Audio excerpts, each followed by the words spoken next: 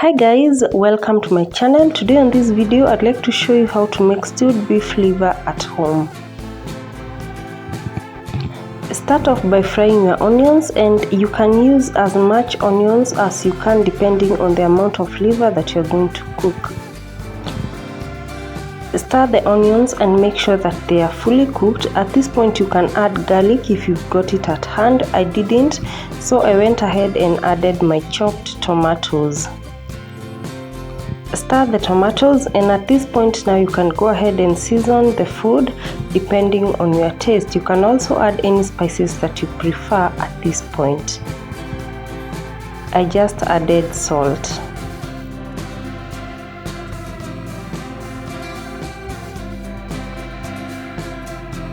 You want to allow the tomatoes to cook fully, so at this point just cover and leave it to cook for a few minutes before coming back to the next step. At this point the tomatoes were fully cooked, so go ahead and add your liver, and I'm cooking a 1/4 kilo and I have already chopped it up. So ensure to stir everything together, keep tasting just to check if the seasoning is right. And as you can see, liver normally has a lot of water, so you do not have to add any amount of water for this stew because of the liquid coming out of the liver as you continue to cook.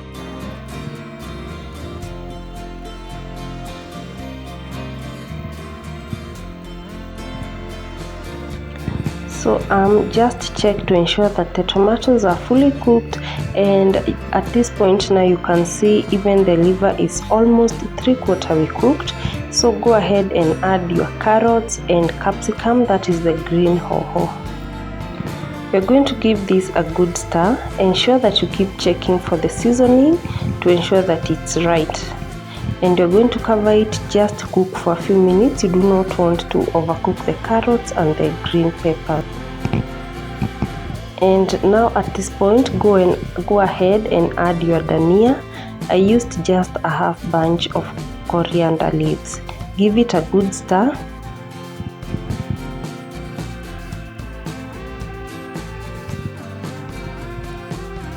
And now, since we are heading towards the end of the cooking process, at this point now you can go ahead and add either your cooking cream or yogurt. In my case I used buttermilk, and that is maziwa mala.